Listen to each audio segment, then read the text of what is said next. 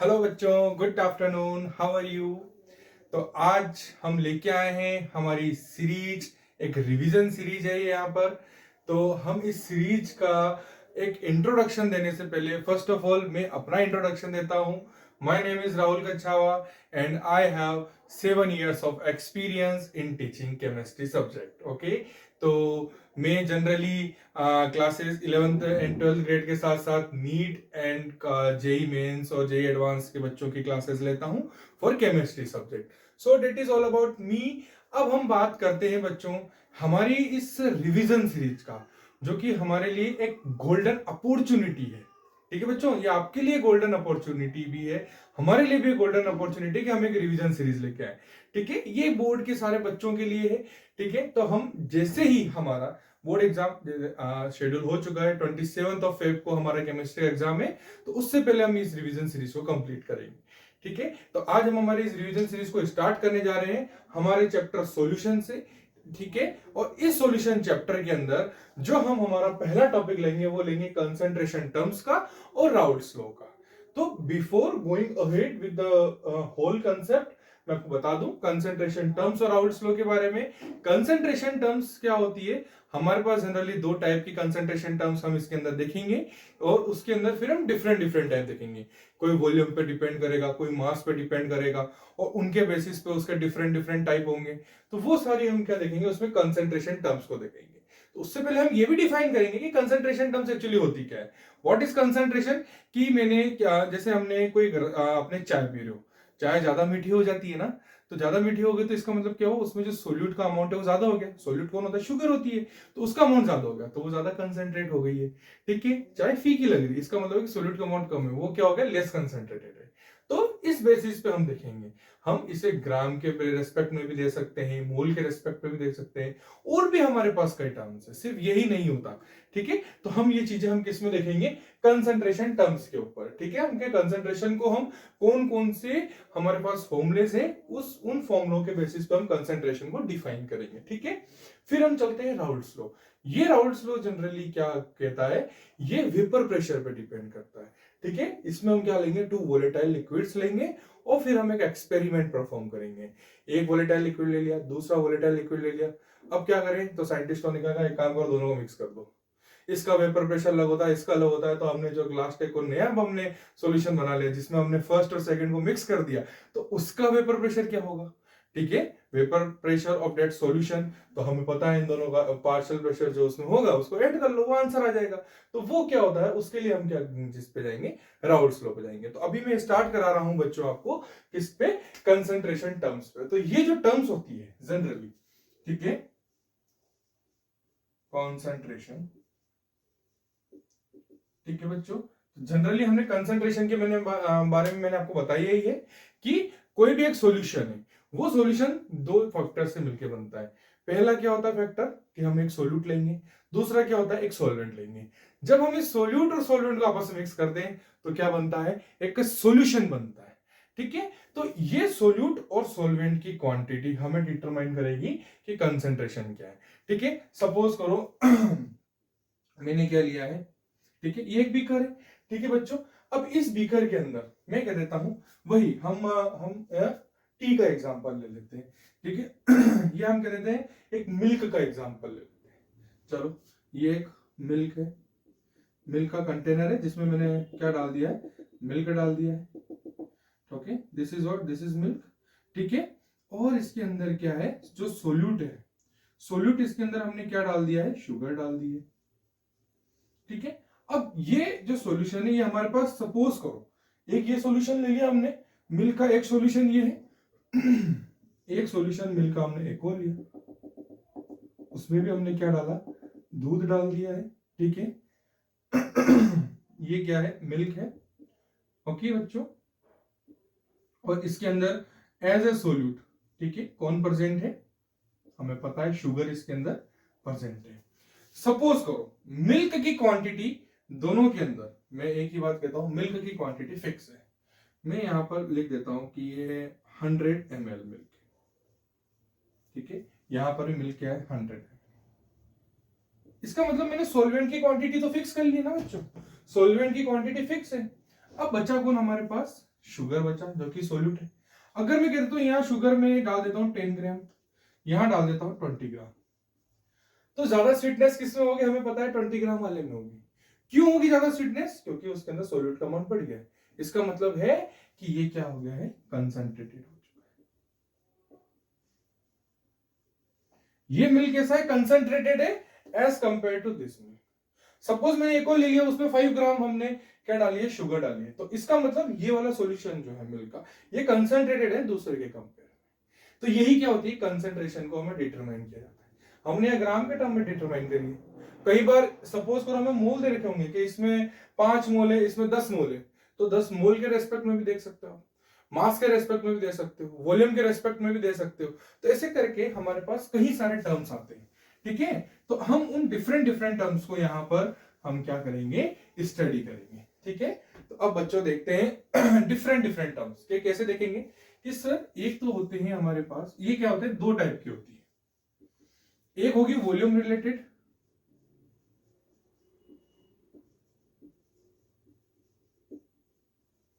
और दूसरी जो टर्म्स आती है वो आती है मास रिलेटेड।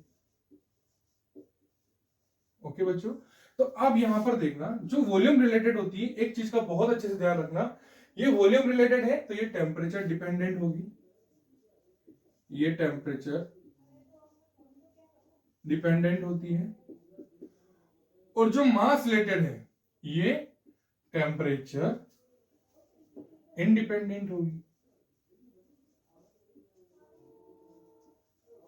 तो इस चीज का बहुत अच्छे से ध्यान रखना, volume related terms temperature dependent होगी, क्योंकि जैसे ही टेम्परेचर आप इंक्रीज करोगे वॉल्यूम में चेंज आएगा, लेकिन मास में कोई चेंज नहीं आता है। जो वॉल्यूम रिलेटेड होगी, इसमें जो पहली टर्म आएगी हमें पता है, volume by volume percent. Second, weight by volume percent. Third, molarity के बारे में बात करेंगे हम। और जो फोर्थ कैटेगरी आती है वो आती है, इसी की बहन है, नॉर्मलिटी। अब बात कर लो मास रिलेटेड टर्म्स के बारे में। मास रिलेटेड टर्म, ठीक है, मास में सबसे पहली जो टर्म आएगी, जैसे मास पे डिपेंड करेगी, तो हम क्या कहते हैं, wait by weight percent. Second, हम पीपीएम के बारे में बात करेंगे, जिसे हम कहते हैं पार्ट्स पर मिलियन, ठीक है। एक पीपीएम होता है जो आपके सिलेबस में, एक पीपी लाइक पार्ट्स पर बिलियन भी होता है, पीपीबी, ठीक है। तो वो नहीं है, तो हम उसे नहीं देख रहे हैं यहाँ पे।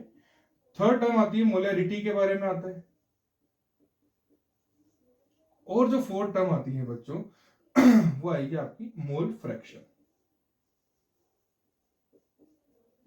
तो हम वन बाय वन एक एक टर्म के बारे में देखेंगे, volume by volume percent, weight by volume percent, molarity, normality, इधर wait by wait, parts per million, molarity and mole fraction. Generally जो टर्म हमारे ज्यादा यूज में आती है वो होती है मोलरिटी, और ये मोलरिटी और मोल फ्रैक्शन। नॉर्मलिटी भी आप कह सकते हो काफी इंपॉर्टेंट है। तो मैं आपको ये चारों को एक बार पहले एक्सप्लेन कर देता हूं। Wait by weight percent, weight by volume, wait by wait और पार्ट्स पर मिलियन। इन्हें ज्यादा डिफाइन हम बहुत लेंथी वे में नहीं करेंगे, बहुत आसान होते हैं। आप देख सकते हो, जैसे कि अगर मैं आपको फर्स्ट एग्जांपल लेता हूं, किसका, weight by sorry volume by volume percent का, तो आप यहां पर देख सकते हो वॉल्यूम बाय वॉल्यूम। तो ऊपर हम क्या लेंगे यहाँ पे, सोल्यूट, और नीचे हम लेंगे सॉल्यूशन। तो अच्छा, ऊपर वॉल्यूम लिख रखा है, तो आप क्या ले लो, volume of solute, volume of solute divided by volume of solution. अच्छा, आपको परसेंटेज निकालना है तो इसे मल्टीप्लाई कर दीजिए 100 के साथ, तो ये क्या हो गया, वॉल्यूम बाय वॉल्यूम परसेंट निकल गया। सेम थिंग आप किसके साथ लगाओ, वेट बाय वॉल्यूम के साथ। अब आप बहुत आराम से कर सकते हो, वेट बाय वॉल्यूम परसेंट है, ऊपर वेट है, तो इसका मतलब हम ऊपर हम सोल्यूट लेते हैं, नीचे सॉल्वेंट लेते हैं। तो अब क्या हो जाएगा, ऊपर वेट किसका लिखेंगे, वेट ऑफ, या हम कह सकते हैं मास ऑफ व्हाट, सोल्यूट। मैं मास के टर्म में लिख रहा हूं ना, मास ऑफ सोल्यूट डिवाइडेड बाय, नीचे वॉल्यूम लिख रखा है ना बच्चों, वॉल्यूम, तो आपको क्या करना है, वॉल्यूम ऑफ सॉल्यूशन लिखना है यहां पे, multiplied with the 100। Come to the next one again, which is weight by weight percent. तो वेट बाय वेट परसेंट में क्या होगा, mass of solute divided by mass of solvent. Okay, इधर भी मास इधर भी mass, mass of solution not solvent. Okay, solution multiplied with the 100, because हम percentage निकाल रहे हैं। 4 टर्म पीपीएम आती है, पीपीएम में आपको कोई परसेंटेज यूज नहीं करनी है, ठीक है। ये भी क्या होगा, मास के टर्म में लिखेंगे हम, वेट बाय वेट ही लिया जाएगा। फॉर्मूला सेम रहेगा, एक चीज में चेंज होगा, मास ऑफ सोल्यूट था आपके पास ऊपर, divided by mass of solution. Now it is a million parts per million, तो multiplied with the million which is 10 to the power 6। तो ये 4 टर्म हमारी क्लियर हो चुकी है, volume by volume, weight by volume, wait by wait और parts per million. ठीक है बच्चों, तो ये चारों के फॉर्मूलाज है, ठीक है ना। आप आराम से ना इसके क्वेश्चंस को कर सकते हो, आप परसेंटेज निकाल सकते हो, ठीक है। आप कोई सा भी एग्जांपल ले लीजिए, इसके अंदर आपको बहुत आराम से आप सोल्व कर लेते हैं। इसके बाद अब हम चलेंगे मोलरिटी कंसेप्ट के ऊपर, ठीक। अब जो बच्चों नेक्स्ट टर्म आ रही है वो है मोलरिटी। तो मोलरिटी को जनरली हम डिफाइन लाइक नोटेट करते हैं विद एम, ठीक है ना, एम से हम डिनोट करते हैं।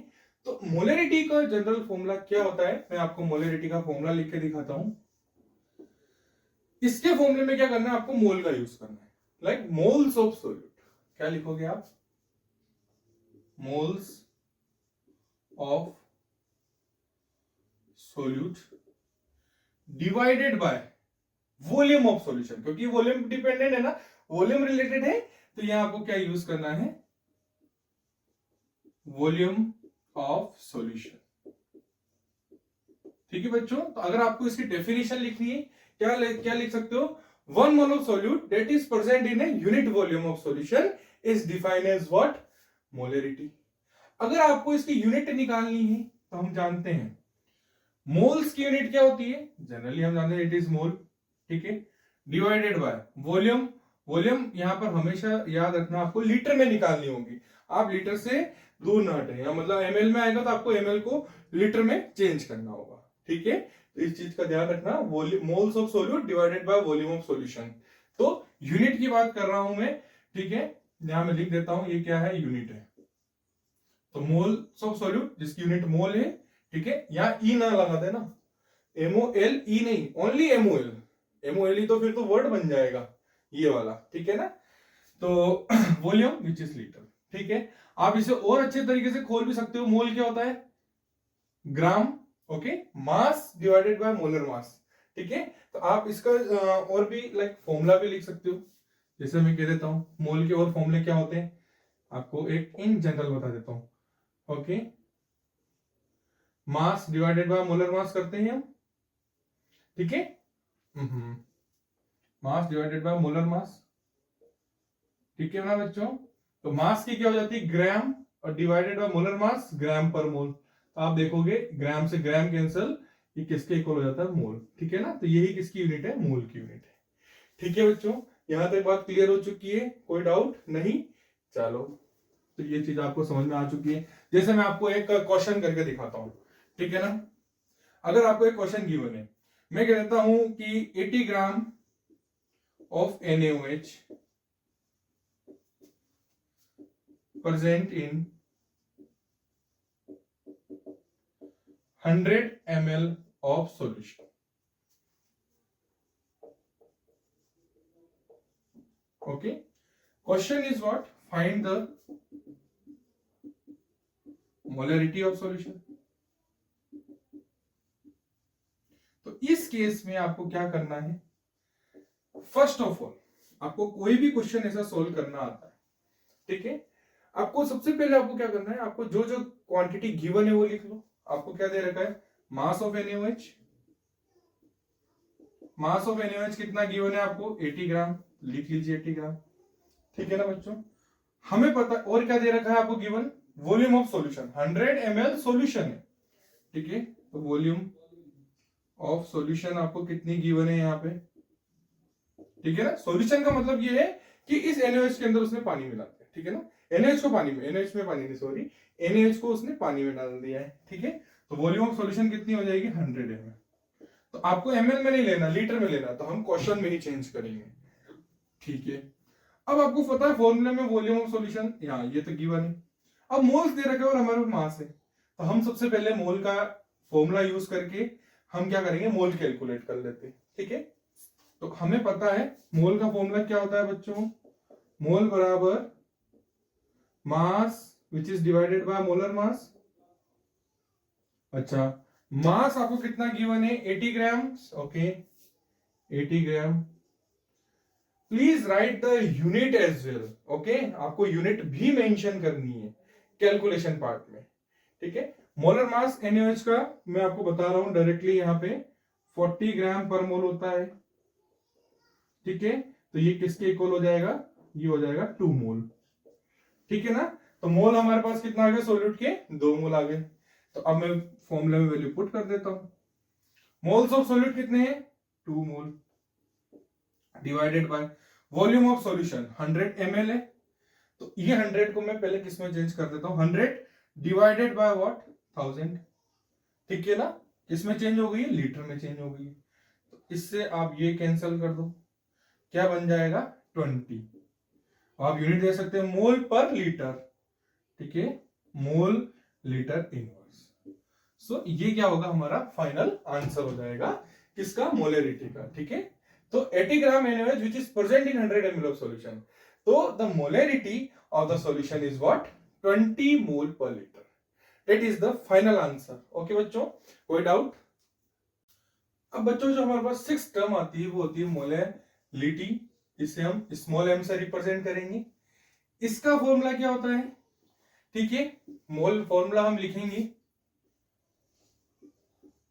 मोल्स ऑफ सोल्यूट, अगेन वही चीज सेम होगी, बट मोलरिटी में आपने क्या लिखा था, वॉल्यूम ऑफ सॉल्यूशन। तो यहां वॉल्यूम का क्या बन जाएगा, मास, और उधर सॉल्यूशन का था, यहां पर सॉल्वेंट का मास हो जाएगा, ठीक है ना बच्चों। तो ये चीज का अच्छे से ध्यान रखना। कई बार बच्चे क्या करते थे, वॉल्यूम ऑफ सॉल्वेंट या मास ऑफ सॉल्यूशन, ठीक है ना। तो ये मिस्टेक मत करना, आप इसकी भी यूनिट निकाल सकते हो। तो देखो यूनिट क्या होगी, मोल, अच्छा मास हमेशा किलोग्राम में ही लेना है आपको, ठीक है। तो ये क्या हो जाएगा, मोल पर केजी, या आप कह सकते हो मोल केजी इनवर्स, ठीक है। तो हम क्या कह सकते हैं, 1 mole of solute that is present in unit mass of, okay, unit kilogram mass भी कह सकते हो of solvent is considered to be what, molarity, ठीक है। ये इसकी यूनिट हो चुकी है, ठीक है। तो ये आप कह सकते हो कि मोलरिटी का जुड़वा भाई है, ठीक है ना। तो अब अगर सर आपने जुड़वा भाई बताया है तो एक बहन भी होनी चाहिए। तो जी हाँ, हमारे पास एक बहन भी है जिसे हम नॉर्मेलिटी के नाम से जानते हैं कि सर अब ये क्या भला है। तो नॉर्मेलिटी इज नथिंग, नॉर्मेलिटी तो और कुछ नहीं है। तो बच्चों नॉर्मेलिटी को हम कैसे डिफाइन करेंगे, नॉर्मेलिटी बराबर number of gram equivalent of solute, number of grams equivalent of solute which is divided by volume of solution, ठीक है। यहां पर क्या लिखा था, मोलरिटी में मोल्स ऑफ सोल्यूट। अब यहां क्या आ जाएगा, number of gram equivalent of solute, कि सर ये number of gram equivalent of solute ये क्या बोला है। तो इससे हमें डिफाइन करने के लिए ये क्या होता है, मास of solute divided by equivalent mass. हम इसे सपोज करो मैं इसे कैपिटल नहीं, सपोज करो मैं इसे x से रिप्रेजेंट कर रहा हूं, तो ये x क्या हो जाएगा, ठीक है ना। x क्या हो जाएगा, मास of solute divided by equivalent mass, mass of solute divided by equivalent mass.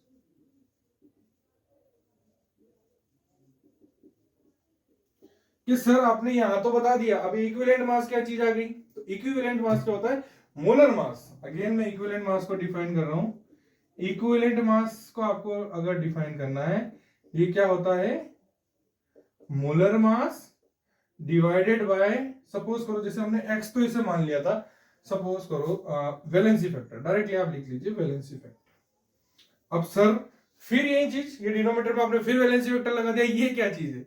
Valency factor क्या होता है, कि सपोज करो एल्यूमिनियम है, तो एल्यूमिनियम का अगर मुझे इक्विवेलेंट मास निकालना है तो उसका मास डिवाइडेड वैलेंसी वेक्टर, तो एल्यूमिनियम पे चार्ज कितना होता है, 3+ का चार्ज होता है, तो 3 उसका क्या हो जाएगा, वैलेंसी वेक्टर है। मैं कहता हूँ HCl में ये HCl क्या एक एसिड है, ये कितने हाइड्रोजन आयन देगा, तो वो उसका वैलेंसी वेक्टर है। NaOH एक OH माइनस देता है, क्योंकि ये इसकी क्या है, बेसिसिटी है, या किसी क्या है, एसिसिटी है, ठीक है ना। तो आप किसी भी कंपाउंड की है ना एसिसिटी, बेसिसिटी या उसके ऊपर जो भी चार्ज है उसे आप किससे डिनोट करोगे, वैलेंसी वेक्टर से, वही उसका वैलेंसी वेक्टर होता है। तो ये हमारी टर्म्स हो चुकी हैं। अभी भी एक लास्ट टर्म बाकी है जिसे हम इससे डिफाइन करते हैं मोल फ्रैक्शन से। तो मोल फ्रैक्शन को अगर मैं डिफाइन करूंगा तो मोल फ्रैक्शन कोई बड़ी चीज नहीं है, ये बहुत ही आसान है। बच्चे क्यों कंफ्यूज होते हैं पता नहीं, नाम में ही लिखा है मोल फ्रैक्शन मींस मोलों का फ्रैक्शन, ठीक है बच्चों, मोल फ्रैक्शन की बात करता हूं मैं। मोल फ्रैक्शन क्या होता है, मोलों का फ्रैक्शन। जैसे मैं कह देता हूं कि मेरे पास ये कोई बीकर है, सपोज करो, ठीक है ना, बीकर ले लो, कंटेनर ले लो, जो आपकी मर्जी, ठीक है। इसमें एक सॉल्यूशन है, ठीक है ना, पूरा सॉल्यूशन से भरा है, ठीक है ना, मतलब पूरा एक सॉल्यूशन है। इसमें सॉल्यूशन है मतलब सोल्यूट भी होगा, सॉल्वेंट भी होगा, तो कोई ना कोई एक तो सॉल्वेंट होगा। अब सपोज करो यहाँ पे दो सोल्यूट है, एक है एक ए और दूसरा है क्या, बी। मैं कहता हूं ए के मोल्स है 2 और बी के मोल्स है 3, ठीक है। मुझे पता लगाना है कि ए का मोल फ्रैक्शन कितना है। फ्रैक्शन का मतलब उसका number divided by total number. अगर मैं मोलों का फ्रैक्शन कहूंगा, मैं मोल फ्रैक्शन कहूंगा, तो इसका मतलब उसके मोल divided by total mole. Suppose करो कि मैं ए का मोल फ्रैक्शन निकाल रहा हूं, तो ए का मोल फ्रैक्शन क्या हो जाएगा, mole fraction of A, sorry moles of A, ठीक है ना, मोल्स ऑफ ए जिसे मैं Na से रिप्रेजेंट करूं, डिवाइडेड बाय टोटल मोल्स, ठीक है ना, टोटल कितने मोल्स है, ठीक है। तो मैं मोल्स ऑफ बी को Nb मान रहा हूं, तो मैं क्या कह सकता हूं, Na प्लस Nb, ठीक है। Na कितना है यहाँ पे, मोल्स ऑफ ए कितने हैं, 2, मोल्स ऑफ बी कितने हैं, 3, ठीक है। तो अब आप देख सकते हो मोल्स ऑफ ए कितने, 2 बाय टोटल 3 + 2 दैट इज 5। अगर मैं मोल फ्रैक्शन बी का निकालूंगा तो moles of b which is Nb divided by total moles Na plus Nb that is equal to 3/5। तो इसी तरीके से हम क्या निकालते हैं, मोल फ्रैक्शन निकालते हैं, ठीक है। कई बार आपको कोई चीज ग्राम्स में भी गिवन होती है, तो आप उस ग्राम्स को पहले मोल में कन्वर्ट कर लीजिए, ठीक है। मोल आ जाएंगे तो फिर तो सिंपल फॉर्मूला लगा देना, आंसर आ जाएगा, ठीक है बच्चों। कोई डाउट, जरूरी नहीं है कि आपको 2 ही सोल्यूट मिले, 2, 3, 10, 20, तो सारे सोल्यूट के आप निकाल लो।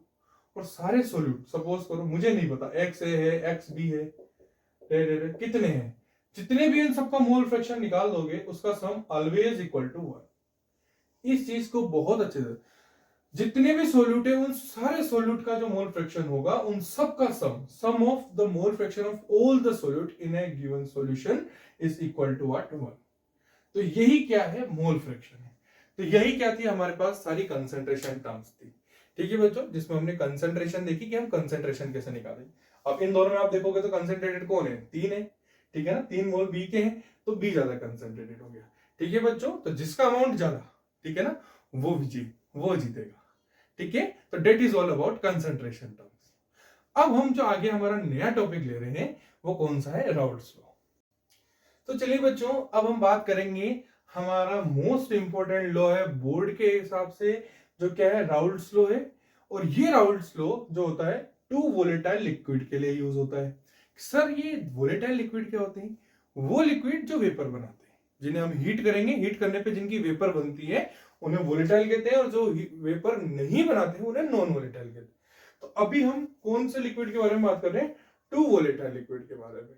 आगे हम इसकी जब एप्लीकेशन देखेंगे उसमें एक वोलेटाइल और एक नॉन वोलेटाइल का केस भी देखेंगे, वो हमारी नेक्स्ट वीडियो के अंदर आएगा, ठीक है, इस रिवीजन सीरीज के अंदर, ठीक है बच्चों।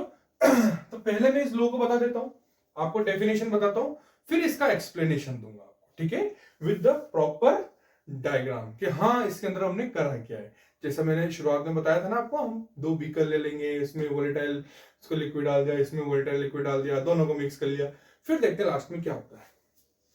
तो इसकी डेफिनेशन क्या होगी, the partial vapour pressure of each component. इसका मतलब है कि हमने क्या लिया है, दो कंपोनेंट लिए हैं डिफरेंट डिफरेंट, वो किसके डायरेक्टली प्रोपोर्शनल होगा, मोल fraction of that component present in the given solution.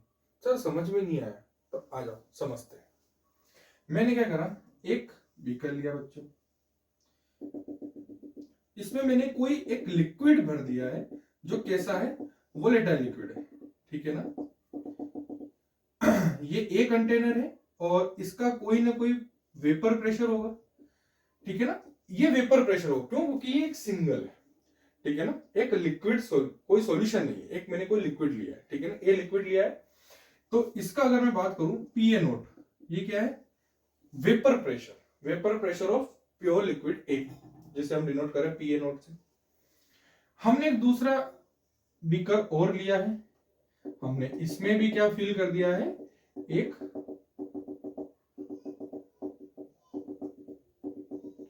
Volatile liquid fill कर दिया है जो डिफरेंट है, ठीक है ना, जो क्या है बी लिक्विड है। और इसका भी कहीं ना कहीं मैं कह देता हूं, ठीक है, ये एक सरफेस फिनोमेना है वेपर प्रेशर। तो ऑलवेज ध्यान रखना ये सब सरफेस से ही जाएगी, ठीक है ना।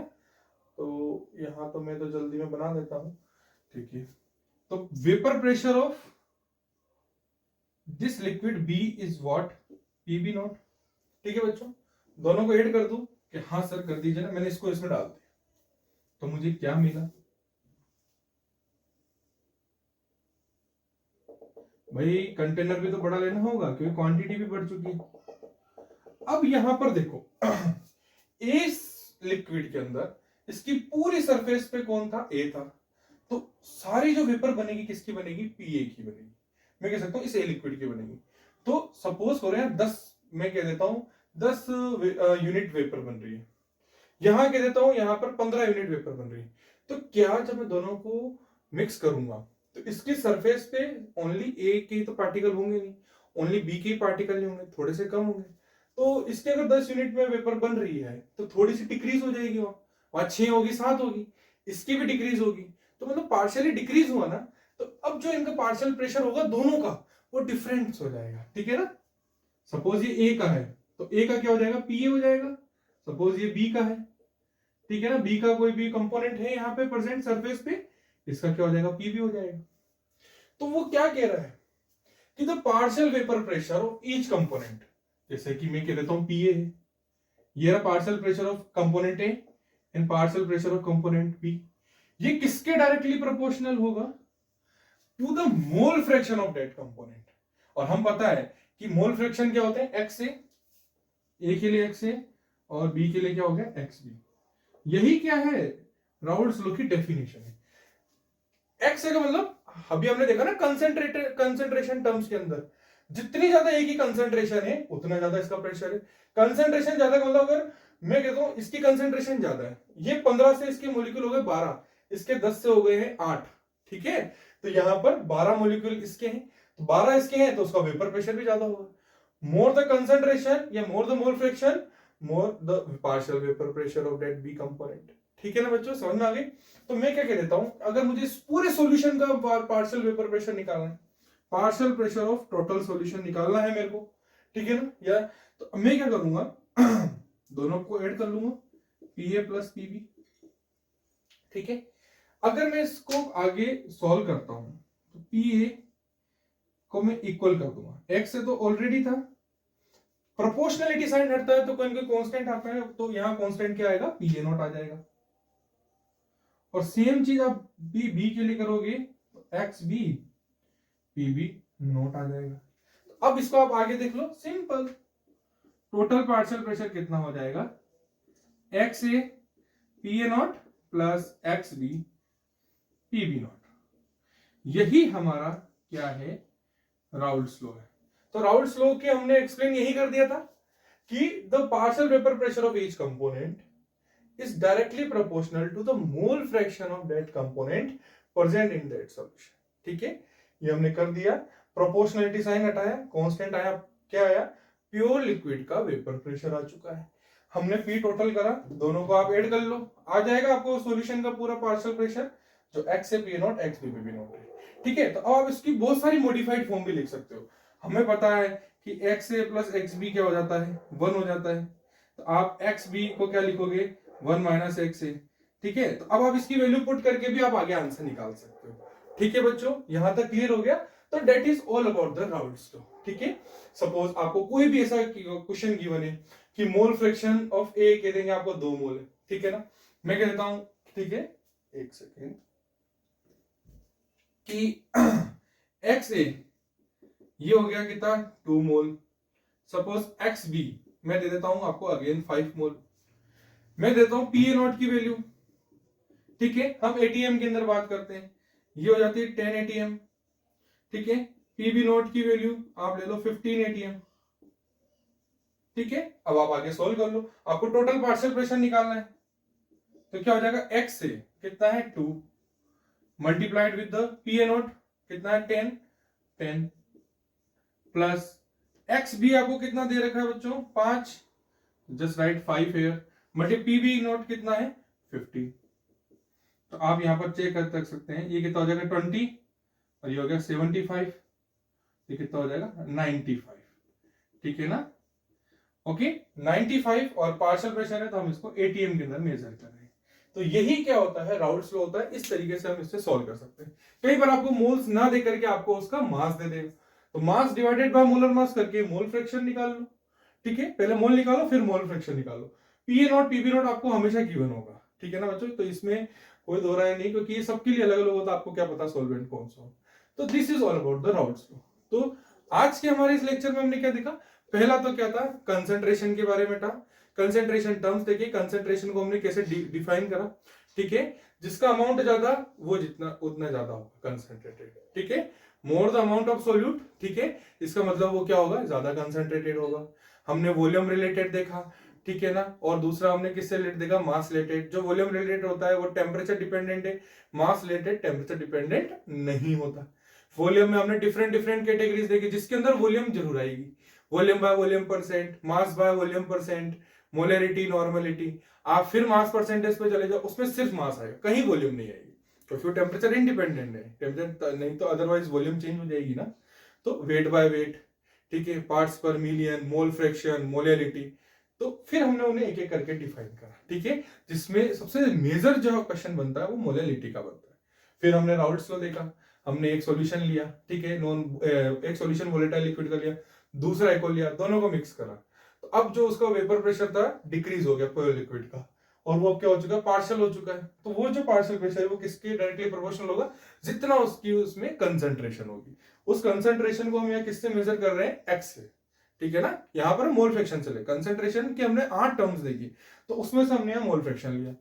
फिर हमने क्या करा, उसकी प्रोपोर्शनलिटी साइन को हटाया, हमें क्या हम देखने को मिला, एक कांस्टेंट मिला, पी ए नोट यहाँ, पीबी नोट यहाँ, जो कि वेपर प्रेशर है, एक्चुअल वेपर प्रेशर है प्योर लिक्विड ए का और प्योर लिक्विड बी का।